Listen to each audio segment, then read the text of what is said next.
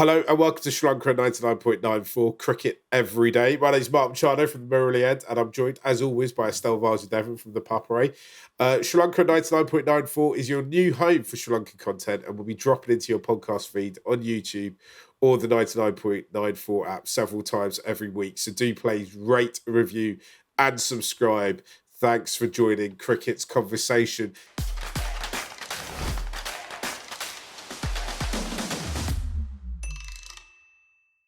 Estelle, this is our second part of our... It's not the review of the year because we're doing that later on. You'll get that later.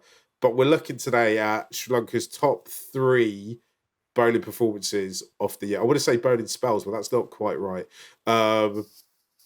We will do our top 3, but before that, we'll do our 2, well, maybe multiple, maybe more than 2 honourable mentions. Estelle, I will let you start with your honourable mentions. Yeah, it's good you clarify that it's not spells because I don't have spells in here. Not the test ones anyway. So I've got 3 honorable mentions again. One, Chamika Karunaratne, 3 for 47 versus Australia. It was the second ODI, I think. And Sri Lanka defended 220 in that game in Pallekele. I just think that was kind of just a super performance by him because everyone was questioning why he was in the side and what he was doing. But it was a really impactful performance. I think he got some runs in that game as well. Of the 3 for 47, I think he picked up Maxwell and Steve Smith. So pretty big wickets. Maxwell came at a point where Sri Lanka looked like, it was curtains for them. So that is one of my honorable mentions. The other one, Wanindu Hasaranga's 3 for 27 versus Pakistan in the Asia Cup final. He picked up the big wicket of Mohammad Rizwan. I don't know if you can say he was at his best, like he was bowling his best, but he got wickets at really crucial junctures in that game and allowed Sri Lanka to defend that total, which like we mentioned in our episode with the batting performances, if you won the toss, you were chasing, and if you were chasing, you were winning. So those 3 wickets were really crucial to Sri Lanka's win. And also, I want to give a shout out again to one of the women's players, Inoka Ranavira, who's had a really good year, I think, overall. In terms of performances, I'm going to put her 2 for 17 against Pakistan in the honorable mentions. Asia Cup semi-final, Sri Lanka were not expected to go beyond the semi-final in that tournament. I mean, if you think the men's team were underdogs, the women's team, I don't think there was anybody believing they would go past Pakistan in that semi. But again, it was a very economical performance from her. She seems to, despite being in her mid-30s, has continued to kind of lead that bowling attack. So she's my 3rd honorable mention. My 2 honourable mentions, I think, are a little bit more controversial. My first one is quite controversial because there wasn't any wickets in it, but boy, this was one heck of a spell. It was Lauru Kumara's he got no wickets, but he went for 33 runs against Australia in Perth. Why have I picked this? Because, oh my gosh, because he hit beautiful. Maxwell, no? No, I'm not endorsing violently attacking Australian players. I just thought that was a beautiful spell of cricket. He's had a tough year with injuries, and it was quite obvious that he just was in no sort of rhythm going into that tournament, and he was really struggling with form and fitness. That pitch was just absolutely made for him. It's if you don't believe that Australian cricket is in some way got a pact with the devil, then that game might have made you believe it, because he did everything but get a wicket on that pitch, and I think he was struggling with injuries. He was in pain by the end of it, but I think he actually ended up conceding the losing runs, as it were, to Stoinis at the end. But early on in that spell was just beautiful, wasn't it? I think, were you there, Estelle? You were at the Grange, right? Yeah, I was in the press box while it happened. You're right, and I love that love that pick actually. I didn't think of that. He was just incredible. Wasn't picked for the opening games, which everyone was questioning, including myself. Like, why? When you have a guy who can bowl at that speed, at that pace, and who can genuinely like intimidate batters, right? Why isn't he in your playing 11? And when he did get the opportunity because of injuries, I think he was one of Sri Lanka's biggest positives in that tournament as a whole. Just the way he bowled, um, with control, and I dare say he's looked good in the LPL as well so far. So maybe that's the turning point. I don't know, but yeah, that spell was incredible. Yeah, I just wanted to get hope. My hopes and dreams for his 2023 is that he just gets a bit of uh, a clear run of fitness and can build a bit of consistency. Because I just think he's frightening when he's in that kind of form that we saw in Perth. My second pick is I've picked Hasaranga's 2 for 23 against England. Um, I wanted. I looked at this game because I remember this game and thinking, do you know what? We bowled really well. And it was one of those really difficult days for the Sri Lankan bowling unit because we batted first and nothing was working out with our bowling. It was the back end of that tournament. We were down to like our 7th or 8th pick for. I think Andrew Fidel Fernando and Rex Clementine were probably doing net bowling at that point for the team. Andrew wasn't there. Oh, was he not there? Or he would have been. No. Maybe like, I heard that you were throwing down some of your famous leggies, Estelle.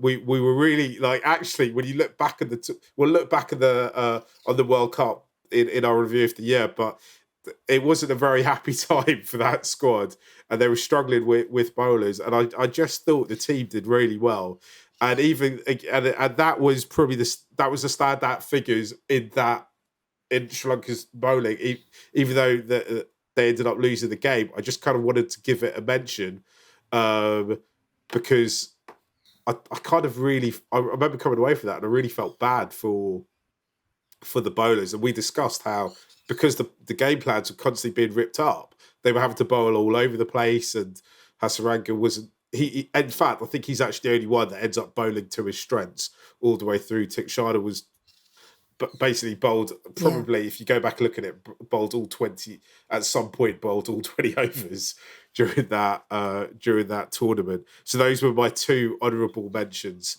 Shall we take a quick break and then get into our top 3s?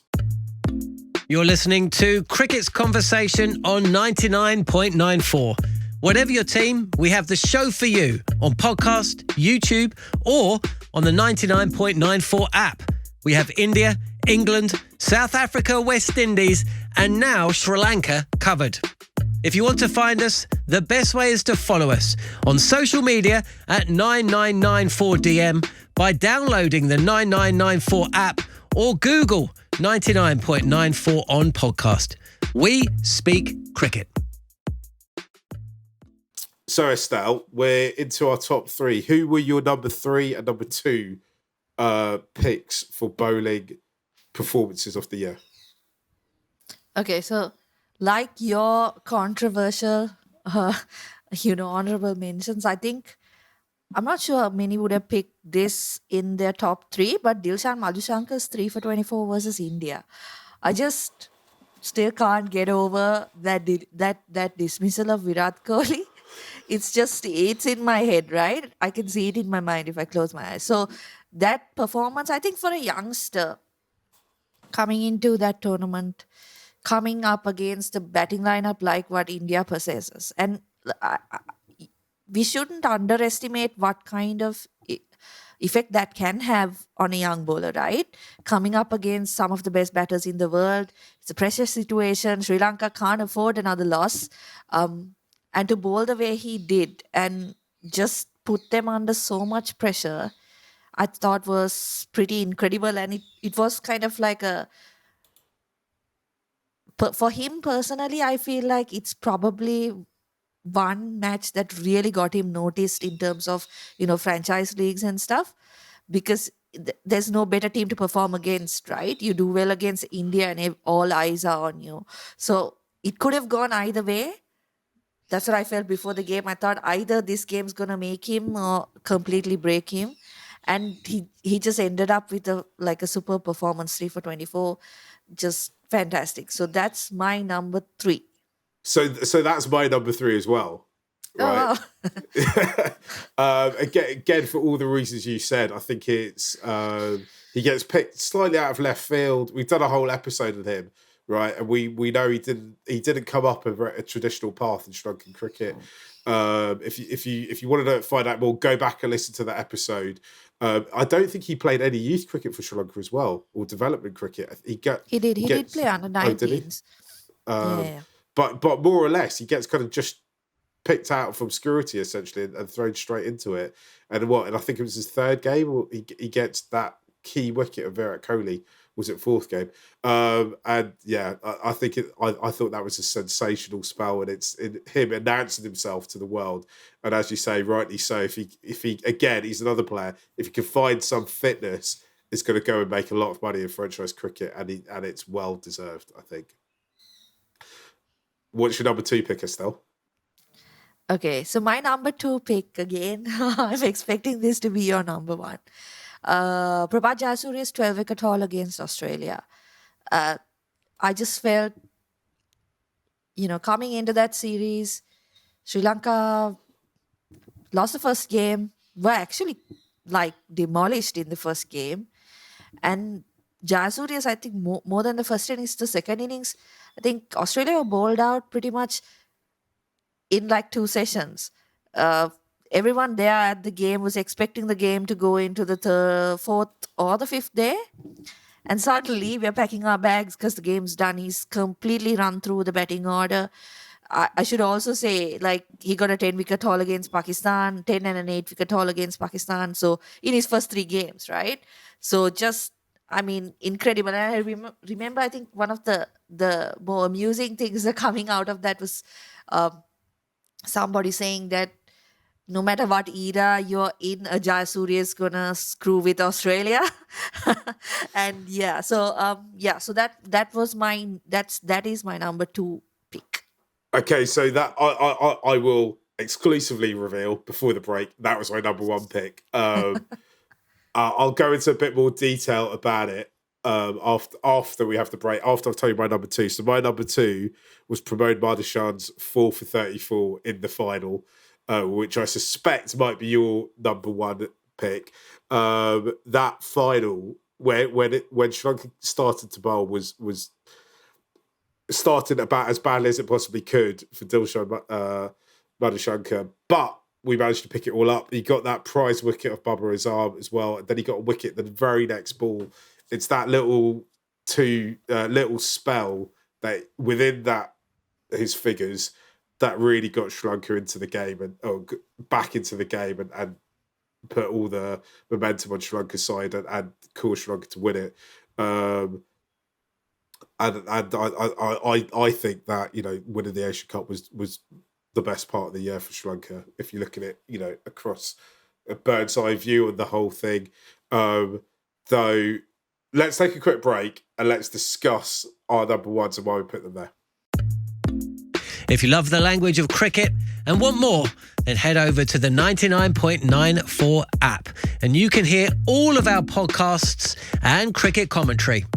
We're adding new shows all the time and covering cricket series from all over the world.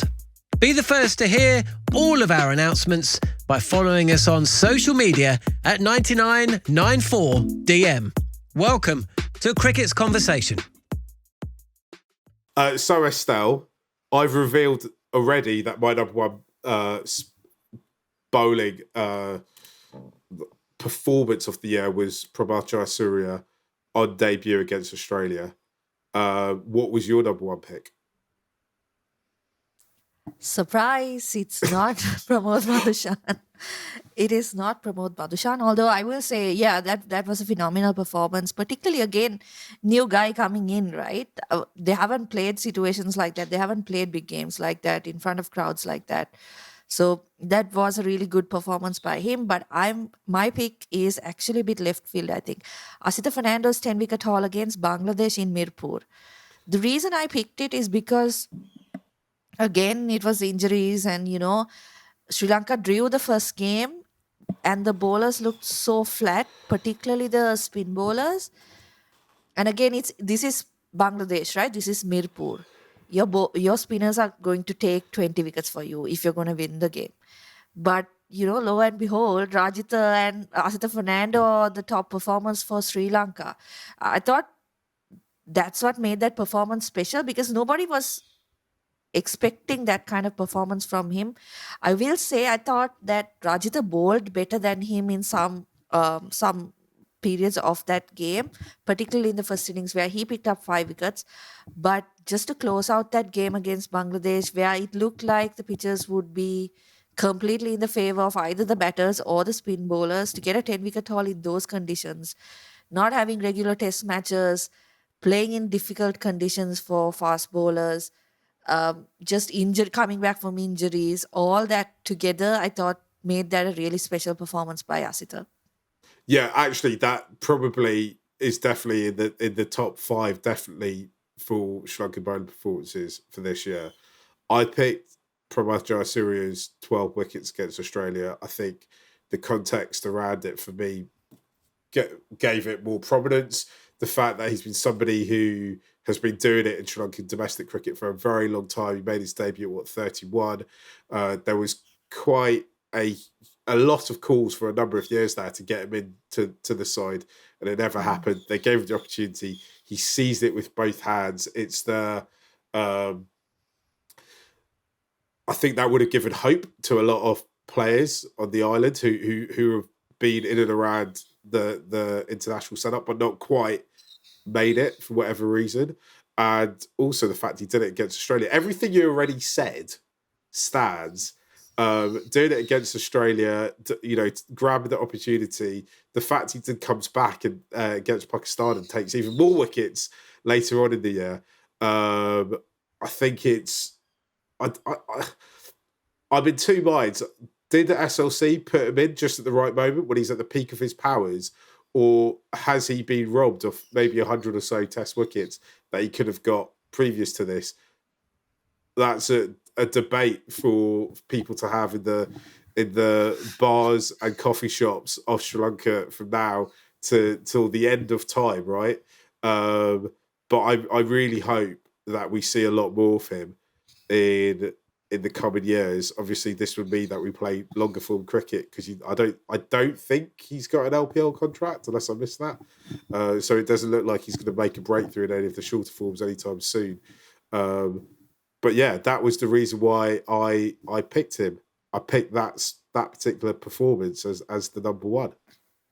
Yeah, and not to forget, right, during that test, the protests were going on outside the grounds. There was so much, I think, to be distracted in that game, because even covering the game, I don't know if any of us Sri Lankan journalists there, or even some of the visiting Australians, really had 100% of their focus on what was going on in the middle, because there was so much going on around. For those who don't know, at that point, there were massive protests around the country, and particularly in the city of Galle, where the match was being played, and surrounding the grounds, about the crises going on in Sri Lanka. So it couldn't have been easy for players to be focusing on the game, and to kind of, and as you said, right, he's coming in, there's probably a million things on his mind, debuting at 31. Is it too late for me?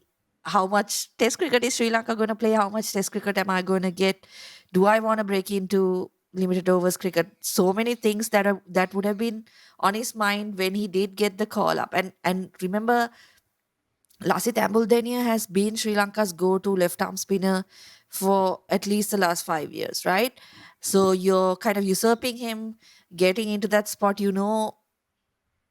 With the amount of test cricket that Sri Lanka play, this could be your only opportunity. You Yeah. might get just one game, and then, get shown the door. So a lot of things going on probably in his mind. So that's, I think, what makes it such a great uh, performance. Not to mention the fact that, Sri Lanka 1-0 down in that series. Unfortunately, not a 3-match series this time around. I think Australia got a bit, nervous after they lost Scared. 3-0 last time. Yeah. Yeah. So, and of course, those points are really valuable in terms of the ICC Test Championship as well, right? So, a lot going on there. He just showed his experience, didn't he? He showed that he's been bowling on those kinds of tracks his entire, like, for the last decade or 15 years. So, yeah, phenomenal performance. I think you picked a good one for number one, but I still liked Asika Yeah, but Fernando's one better. you're putting serious doubt in my mind for whether I picked I didn't even pick Estelle Fernando, wasn't even in my top 5. I want to know, if you're listening to this in podcast form, in audio form, or if you watch this on YouTube, who got it right? Can you leave us your comments and tell us what you think? Is there any bowling performances this calendar year that we have missed that should have been mentioned? We want to know. Please leave your comments. Shall we leave it there, Estelle? Yep. I need and we've got a review of the year to come as well. So please don't forget to listen to that and tell all your friends. Thank you for listening to Sri Lankan 99.94, where we speak cricket every day. Please do rate, review, and subscribe wherever you enjoy your podcast. You can download the 99.94 app and follow us on Twitter at Mark Machado, that's me, or you can follow Estelle, she's much more interested than me, at Estelle_Vasu1, as in the number 1. Never miss out. Join our 24/7 conversation on social media and follow us at 9994DM. Cricket every day, your way.